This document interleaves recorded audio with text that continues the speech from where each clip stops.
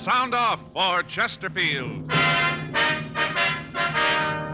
Chesterfield, low in nicotine, highest in quality, best for you. Chesterfield brings you Dragnet.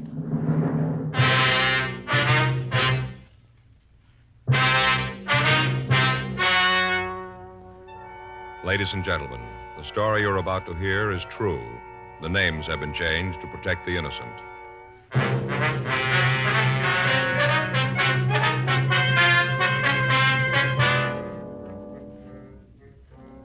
You're a detective sergeant. You're assigned to auto theft detail. You get a call from the owner of a used car lot. He tells you he thinks he bought a stolen car. Your job, check it out.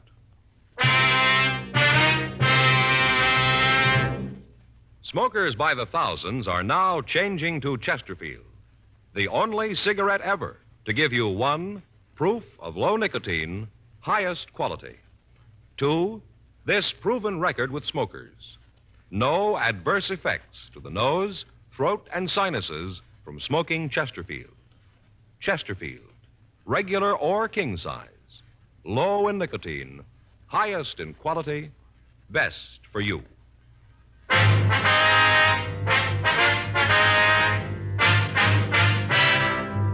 Dragnet, the documented drama of an actual crime. For the next 30 minutes, in cooperation with the Los Angeles Police Department, you will travel step by step on the side of the law through an actual case transcribed from official police files. From beginning to end, from crime to punishment, Dragnet is the story of your police force in action.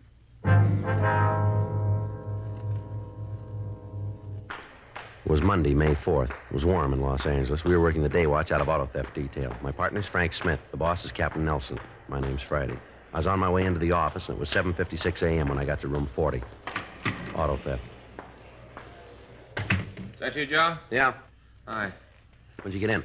Well, about 7:30. I woke up at 5. I couldn't get back to sleep. What's the matter? Oh, I'm sore, Joe. I don't think I could lift a pencil to make out a report today. Is that right? What happened? Baseball. Baseball. Yeah. I tell you something, Joe. I found it out yesterday. I ain't no Chuck Stevens. Is that right? Yeah. Yesterday morning, I got up early. I'm going to do a little work in the garden. It was a beautiful day, you know. Felt real great. Uh-huh. I got out in the backyard. Gonna take it easy, listen to the ball game, you know. Easy day. Yeah. And about 10, that guy next door, Neil Radcliffe, came over. That's the fellow of the fire department, isn't it? No, Joe, that's Bud Hendricks in the fire department. Neil works for an insurance company. Yeah. Well, Neil's company is going to sponsor a team in the Little League. You know, kids' baseball team. Mm-hmm. I think I read something about that in the papers, didn't I? Yeah, suppose you did. They're pretty good, too. Mm-hmm.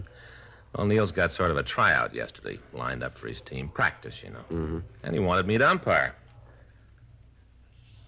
Do you know anything about being an umpire? Well, Joe, sure I do. And besides, Neil figures since I'm a policeman, the kids will believe me. He had a little trouble with them himself last week. I always thought you had to go to some sort of a school to be an umpire. Well, Joe, you do for the regular leagues, but this was just a practice game. Neil's team and some kids in the neighborhood. Yeah. So I told him, sure, I'd do it. I changed my clothes, went out to the park with him. You know, I thought it might be good public relations for the police department. You know what they tell us.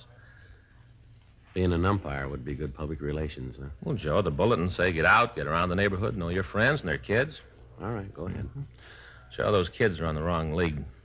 What do you mean? They're murderers. Well, how's that? The way they play the game, baseball. I never saw such ball. Is that a fact? Yeah. I figured, you know, softball, underhands, kids pitching, be easy to call. Mm-hmm. Joe, it's regulation hardball. Just like that. Bases are a little closer, but it's just like the big leagues and the way those kids throw the ball. A couple of times there, I thought they were just kidding. I'd hear this thump, never see the ball. Thought the kid catcher would just hit in his hand, his glove, you know. And all of a sudden he'd turn around, there'd it be right in his mitt. Mm-hmm. You know, Well, how'd you get so sore if you just umpired the game? You stood in one place, didn't you? while I was up in the game, yeah, but this team of Neil's was skunking the other kids so bad that we had a little reorganization. What do you mean, reorganization? Well, the end of the second inning, the score was 14-2, and I thought that was a little unfair to the neighborhood kids. Being the umpire, you certainly had the right to think it was unfair. Well, I got out and I told them what I thought, so I decided to play first base for him. You what? I played first base for him. With all those kids? Sure. Fun. I played 5 straight innings. That's what I was just going to ask you. Yeah. Finally, I had to quit. Could hardly move. Didn't seem to make any difference where I was, Joe. Those kids weren't there. They just ran me ragged. Yeah, well, maybe you better take it a little easy today, huh? Would you like the day off? No, not the day off, Joe, but, you know, I'll take it easy. Fay rubbed liniment on my back all night. All over my arms and legs. Man, I'm sore. It even hurt to get dressed this morning. Mm-hmm. Well, what was the final score, anyway? Well, at the end of the second inning, it was 14-2 in favor of the Little Saints. You like told me all It's that. Neil's team. 14-2. You got in the game and played. What did it end up with? You know, I didn't even get one hit. You didn't. No. 3 times the bat, didn't even get a hit. Yeah, well, that's too bad. What was the final score of the game? Did you hear me? The final score of the game? Oh. Not the original score, but after you played 5 innings, what was the score, the total? I was just curious to know.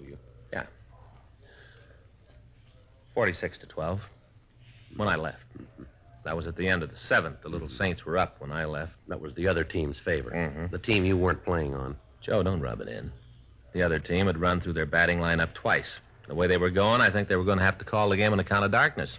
They'd been up for over an hour. Only 1 out. They sound pretty good. Well, they may sound pretty good to you, but they're murderers. You know, Joe, those kids grew up. There isn't going to be a ball club in the country that's going to have a chance against them. I never saw anything like it. Mm-hmm. I'm sorry I missed being there to see you play. I bet you are. It was pretty bad, Joe, really. Well, you'd never know it. Had me marked down for 10 errors when I left. Only 10.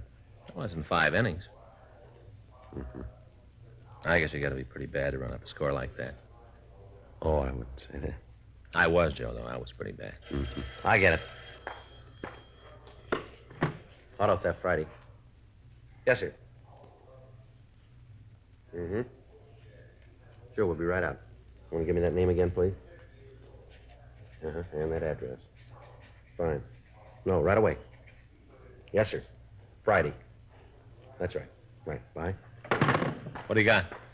Well, I don't think you're going to get much rest today. There's a used car dealer out on Washington Boulevard. Yeah? He thinks he bought a stolen car.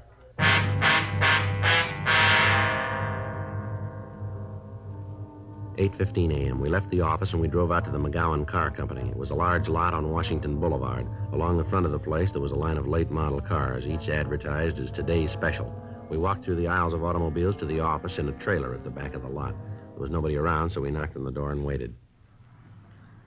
Well, he said he'd be here, didn't he? Yeah, I told him we'd be right out. Maybe he's gone out to breakfast. Yeah, Mr. McGowan? that's right. Police officer, sir. You called our office. My name's Friday. Oh, yeah, come on in. Thank you. Come on in the back, just having a cup of coffee. Fix you guys up with one? No, sir, not for me. How about you? Yes, sir. Sure, I'll have a cup with you. Good, go on back and sit down. I'll bring it right back. Thank you. Say, I didn't get you fellas' names. My name's Frank Smith. This is my partner, Sergeant Friday. Oh, glad to meet you. I talked to you on the phone, didn't I, Mr. Friday? Yes, sir, that's right. Thought so. Never forget a name, never do. There's your coffee. Thank I'm Jesse McGowan. Guys on the row are all the time kidding me about my first name. Jesse. Get it? No, sir, I don't believe I do. Jesse. Jesse James. Oh, yeah, sure. Well, anyway, I wanted to tell you about what this guy came in Saturday night. Last Saturday? Yeah, you see, we stay open till 10 on Saturday night. This guy must have come in about 9. Jack went over to take care of him, but the fellow said he wanted to see the manager, so Jack brought him back here. I see. Said he had a car to sell, brand new Merc. Beautiful car. Say, I got a box of donuts here if you'd like one. No, thanks. I don't think I'll have one. Didn't get a chance to eat this morning. Got to worrying about this deal. Mm-hmm. Got some of these new kind with the cinnamon on top. Sure good. Well, I told this guy we'd like to buy the car, but we were kind of overstocked on Mercs. Yeah? He said he'd just come out from the east and bought the car when he got here. Said that right after he paid for it, he lost his job and had to get some money out of it. Uh-huh. I asked him if he'd like to make a trade, transportation car and money to boot. Offered him a good deal on a Nash Rambler. Just got a couple of 51s in. Yes, sir. He said he wanted to sell the car outright. Said he was going to leave town. He wanted to get his money out of the car. I asked him how much he wanted for it. Mm-hmm. He told me he'd have to let it go for $2,200. It's about $800 under what he must have paid for it. Mm-hmm. Right away, I figured there was something wrong, so I had the mechanic look it over. Only had 3,200 miles on it. Hardly broke in. Beautiful. Radio, heater, white sidewalls, continental hookup. Real beaut. What'd your mechanic say about it? Said it was in perfect shape. So I asked the guy who the legal owner was. What'd he say? He said he was. He'd paid cash for it, had the pink slip made out to him all right. He had the identification to go with it. You bought the car then, did you? Yeah, sure looked like a good deal. I gave him a certified check made out to cash for the amount. He gave me the keys. That was the last I saw of him. Well, aside from the fact that it's an unusual deal, why do you think there's something wrong with it? Well, for the first thing, the price he wanted for the car was too low. I had the feeling that if I'd have given him any trouble on it, he'd have come down on it. Do you have the pink slip here? Oh, yeah, I brought it with me this morning. I got it here in my wallet. Any other reason you think the deal might be phony? Well, it's hard to put it into words, Sergeant. Nothing I can point out to you, just a feeling. You stay in this business very long, you kind of get to know people. Yeah. Oh, there it is. Thank you. Yeah, there's been a lot of gags about used car salesmen, about how we're always after somebody. Most of the time, though, it's the other way around. Is that right? Yeah, the bums were put out of the business right after the war. Public wouldn't stand for the way they did business. Got to rely on people coming back if you're going to come out in the long run. I guess it's like almost any other kind of business. Yeah, I suppose so. What kind of identification did the man have to prove he was this, was it Lewis Carter? Yeah. Well, to tell you the truth, Sergeant, I didn't ask for any. He had the pink slip. Price he was asking was right. We checked the block and body number. It was the one listed on the slip. No reason to believe he didn't own the car. How about it, Joe? Well, looks like it's one of the slips from DMV in San Diego. You mean there is something wrong? What if I use your phone, please? Sure, you bet. It's right there. Help yourself. Thank you. Can I dial a Michigan number on this? Yeah. Fine.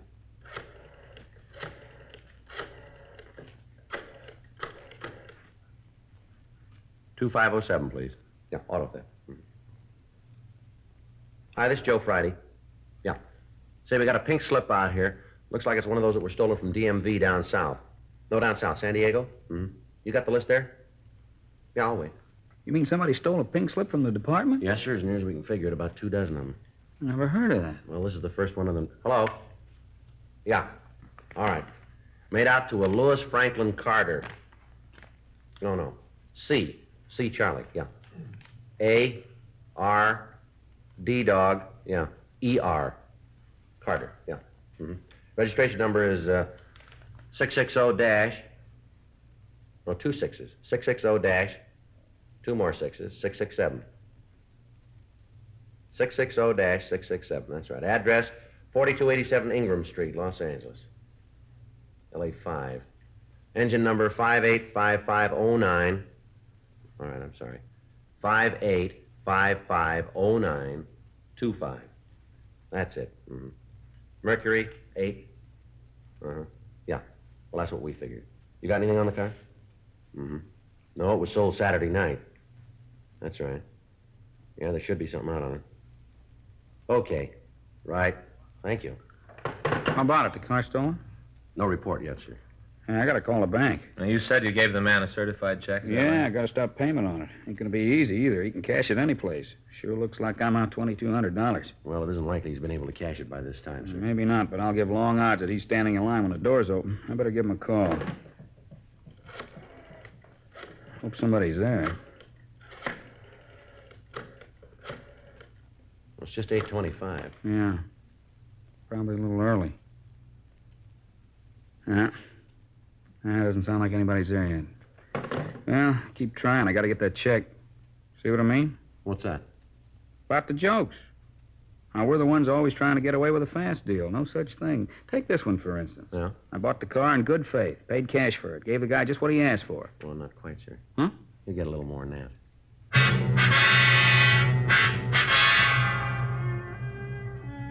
We got a complete description of the suspect, Lewis Carter. We put out a local and an APB on him, and then we asked Dean Bergman to come out and go over the car for fingerprints. The owner of the used car lot, Jesse McGowan, told us that the car had been washed and cleaned thoroughly, that he didn't think we'd be able to come up with any fingerprints. 9 a.m. We put in a call to the bank and asked them to stop payment on the check and to notify their branch offices to do the same. McGowan supplied the number of the check, and the information was gotten out to the other banks and check cashing agencies in the area. Bergman finished checking the car, and he told us that the only print that he'd been able to find was a partial thumbprint under the dashboard. We rolled the prints of the man who'd washed the car along with those of McGowan and the other people on the lot who'd come in contact with the automobile. None of theirs matched. We checked with the office and told them that we'd check out the address listed on the pink slip. 9:37 a.m. We pulled up in front of 4287 Ingram Street. It was a large 2-story place that had been converted into a rooming house. There were several cars parked in the front yard. We went up to the front door and rang the bell. Want to try it again? Yeah? I didn't know there were any of those around anymore. Don't see many of them nowadays. What? What kind of doorbell? Oh, yeah. Yeah? I'd like to see Lewis Carter. I'm him. What do you want? Police officers, we'd like to talk to you. Cops? What do you want with me? Might be better if we talked inside. Huh? Inside? Oh, yeah. Come on in. I just got up. Either one of you guys got a cigarette? Yeah. Thanks. How about a match? Here. Thanks. Well, what do you want to see me about? Something wrong? You own a 53 Mercury convertible? Yeah, why? You know where it is? It should be out in front. Why? You leave the keys in your car when you park it? Once in a while I forget it, yeah. Look, I don't know if it's there now, though. Your car's been stolen, Mr. Carter. Huh? Your car's been stolen. Wait a minute. Yeah, you're right. Well, where is it? You got it back for me? Is it in the police garage? No, sir, I'm afraid it's not that easy. It was sold Saturday night. Sold? Who to? A used car dealer out in Washington. Who owns the car, sir? Well, I do. Do you have the pink slip on it?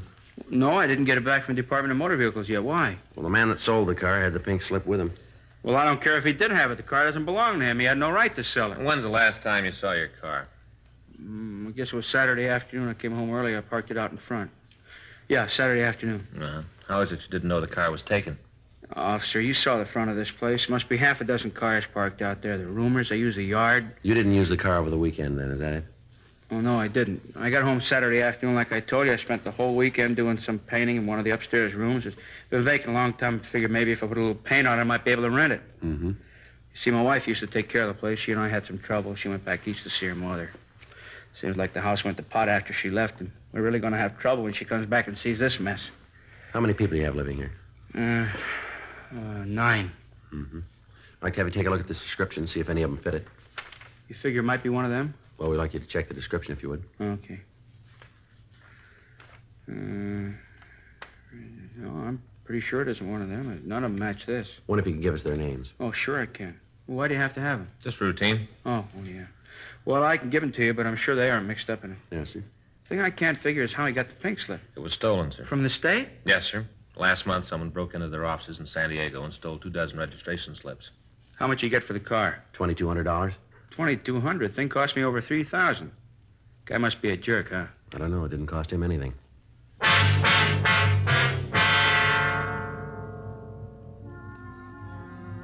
10:15 a.m. We went by the used car lot and picked up the owner. We took him down to the city hall and had him check the mug books. After going through the pictures, he was unable to give us an identification of the man who'd sold him the stolen automobile.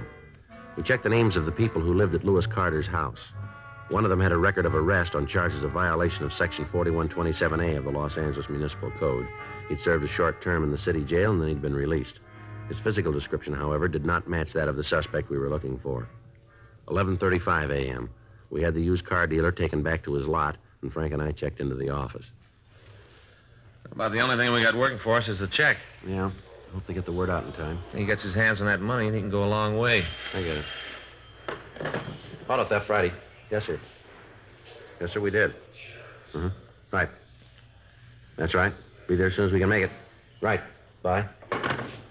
Well, he isn't going far. What do you mean? He's at the bank now.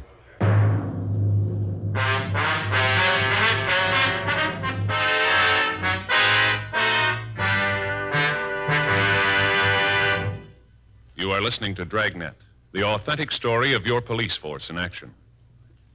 At cigarette dealers, in vending machines, at supermarkets and stores coast to coast. Chesterfields, please. Smokers by the thousands. Yes, smokers by the thousands are now changing to Chesterfield, the only cigarette ever to give you 1, proof of low nicotine, highest quality. Chemical analyses of the country's 6 leading brands confirm that. 2, the only cigarette ever to give you this proven record with smokers. Again and again, over a full year and 1/2, a group of Chesterfield smokers have been given thorough medical examinations. The doctor's reports are a matter of record. No adverse effects to the nose, throat, and sinuses from smoking Chesterfield. A responsible independent research laboratory supervises this continuing program. Chesterfield, the only cigarette ever with a record like this. Chesterfield, best for you.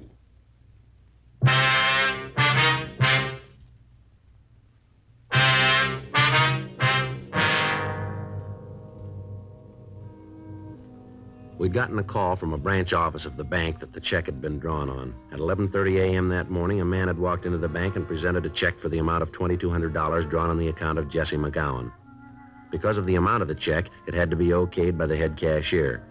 Fortunately, he'd gotten the information about the check and had stalled the suspect long enough to call us. He was able to keep him waiting until we got there. The man was taken into custody without any trouble. He denied having anything to do with the stolen car, and he said that we'd made a mistake. We took him downtown and started to question him. I tell you, I don't know what this is all about. I'd like to help you out, but there's nothing I can do. Frank? Yeah? You want to get in touch with McGowan and have him come over? Yeah, right away.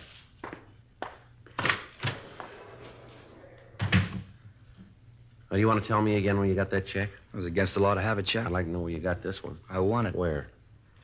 Look, I don't know what this is all about. I'm not about to get any of my friends in trouble by naming them. I got nothing to do with this, let alone my pals. You'll save yourself a lot more trouble if you'll tell us where you got the check. All right, I won it in a poker game. Pretty high stakes. And we gave up kid games. Where'd you win it from? I told you I wasn't going to name any names. We're going to get them sooner or later, you know that. Not for me, you aren't. You build it any way you want. That's the way I figure it. When was this poker game? Saturday night. Where? I'm sorry, there's another one I can't answer. You been in San Diego lately? Not for a couple of months. When's the last time you were down there? I don't remember right off. It'll help if you can. What do you mean, help me? I got no trouble. You guys make a pinch while I'm trying to cash a check. I won the money. It was a payment for a debt. All I was trying to do was get my money. There's nothing wrong with that. There's nothing wrong. Why don't you tell us who you won the money from? And have you guys throw a beef at them? Nothing doing.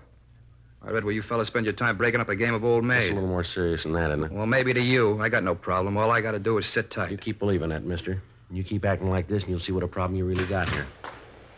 McGowan's on his way over, Joe. Who's McGowan? He's the man who wrote the check you tried to cash. Waste of time. You don't know me. We'll let him decide that. Go ahead. Have your fun. A couple of questions we'd like to ask you. Go ahead. I got nothing more important to do. Checked your name through our identification bureau. Came up with some mighty interesting things. Isn't that right? Yeah. Let me see, Frank. Here. True name Harold Drake, is that right? Yeah? Your address is listed as 2917 Ledgewood Drive, is that right? Yep. You told us you'd never been arrested. I haven't. Why don't you take a look at the picture?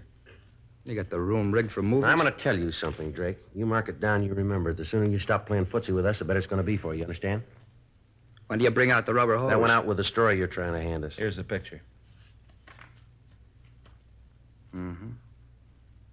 Yeah, the guy looks a lot like me. Didn't know any better, you might think we were twins. Yeah, if you didn't know better. But we do, huh? Oh, come off it, Drake, will you? We got you nailed and you know it. You want to sit there and dream up these fairy tales? That's up to you, but we got a job to do. We know you'll stand for this, and so do you. Now, why don't you save us both a lot of trouble and cop out? Look, I'd like to do it, Sergeant. No lie, I really would. But I can't cop out to something I had nothing to do with. All right. Start all over again. Where did you get the check?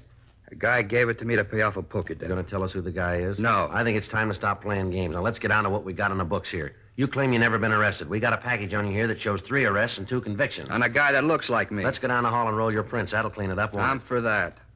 Now, go on. Tell me the rest of the fairy tale. I'll lay it out for you in 1-syllable words. That'll make it easy for you. You broke into the offices of DMV down in San Diego on February 28th. Yeah, day goes nice in February. Somebody's going to write a song about it sometime. You stole 26 pink slips, ready for mailing to the owners. You must mean somebody else. Now, that smile's going to come off your face, Drake, when McGowan walks in Look, here. I don't know who Mr. McGowan is, but I'll be happy to meet him.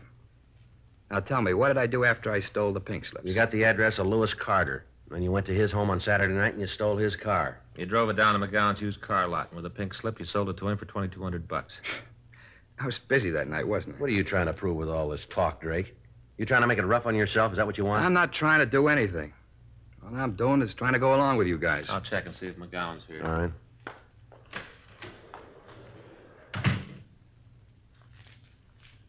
Can I have one of those? Yeah, help yourself. Thanks.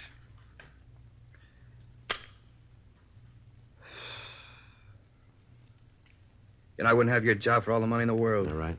Yeah, it's a lousy way to live. Going around trying to get people to cop out to things they didn't do. That's the way it looks to you, doesn't it? From anywhere I sit, it turns up just that way. A couple of things wrong. What? Your record, for one thing. And if you can prove it's mine. All we got to do is walk down the hall and you've had it. Now, as soon as we check the prints, we've turned the key. Sounds good the way you tell it. Going to sound better the way the judge says it, isn't it? Who's writing for you? You were arrested in 1939 for auto theft. You served 3 years. Arrested in 1945, suspicion grand theft auto. Dismissed. There, you see. They knew they had the wrong guy. Nobody's told us. Another arrest in 1946, grand theft auto. Served 4 years. Case of mistaken identity. Is that what happened both times? Some people got very bad eyes. Now, you take this fellow McGowan you're bringing in here. Wouldn't be at all surprised if he had bad eyes. You know, there's one way to get yourself out of this, and that's to tell us where you got that check. I don't know how to do it any more simple than I have, Sergeant. I wanted playing poker, and I'm not going to tell you who I won it from. It wouldn't do any good. I don't know who's been giving you advice, mister, but you aren't playing it very smart. Really? The guy who dreamed up this routine probably spent the next 20 years at Q. As a matter of fact, he's still walking around. All right, mister, let's go down the hall and check your prints. Come on in, Mr. McGowan. That's the man. You sure about that? Swear to it in court. What are you trying to do? Cause me a lot of trouble? I haven't done anything, and you know it. Now you come in here and you say that's the man. You know what they can do to me? All right, Drake, that's enough of that. Let's go, Mr. McGowan. Swear to it in court. That's the man who sold me the car. How about it, Drake? Nothing more, huh? Yeah, we'll roll your prints and check them against the record. I got a couple of parcels from San Diego. If yours match up, and I think they will, you've had it. No way out, huh? Not that I can see. Oh, what happens, now this is just a wild question for the sake of argument. What happens if I cop out, plead guilty? We got nothing to say about that. You can't help out, huh? No, sir? Save the taxpayers a lot of money, no trial. I told you we got nothing to say about that. Not much to gain then by copping out, huh? We got you made if you do or you don't. Maybe make it a little easier if there's no jury trial. That's up to the judge. Nothing you can do? It'll go into the book that way. Mm-hmm. Got another cigarette? They're right there. Help yourself. Thanks.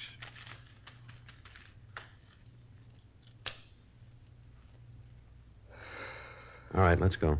Might as well get the prints and finish this thing up. Come on, Drake, get up. No hurry. Let me finish the I cigarette. said, come on, we got other things to do. Well, so have I. What? 1 to 10 years.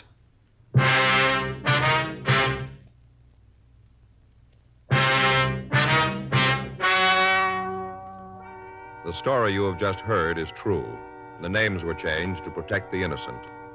On September 15th, trial was held in Department 98, Superior Court of the State of California, in and for the County of Los Angeles. In a moment, the results of that trial. And now, here is our star, Jack Webb. Thank you, George Fenneman. Well, this is brief, but I think very much to the point. Chesterfield is the only cigarette that gives you proof of low nicotine, highest quality. That's what I want in my cigarette, and that's what you should look for in yours. Chesterfield, regular or king size, best for you. Try 'em.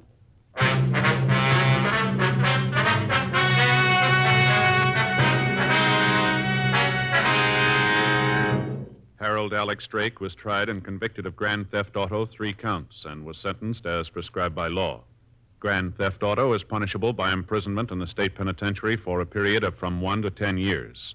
A hold was placed on the suspect by San Diego County for prosecution on the burglary charge.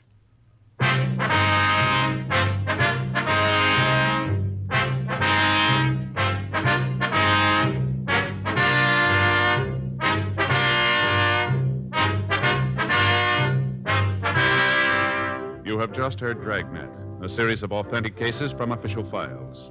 Technical advice comes from the Office of Chief of Police W.H. Parker, Los Angeles Police Department. Technical advisors, Captain Jack Donahoe, Sergeant Marty Wynn, Sergeant Vance Brasher. Heard tonight were Ben Alexander, Herb Bygren, Jack Crucian, Herb Ellis. Script by John Robinson. Music by Walter Schumann. Hal Gibney speaking. Watch an entirely new Dragnet case history each week on your local NBC television station. Please check your newspaper for the day and time. Chesterfield has brought you Dragnet, transcribed from Los Angeles.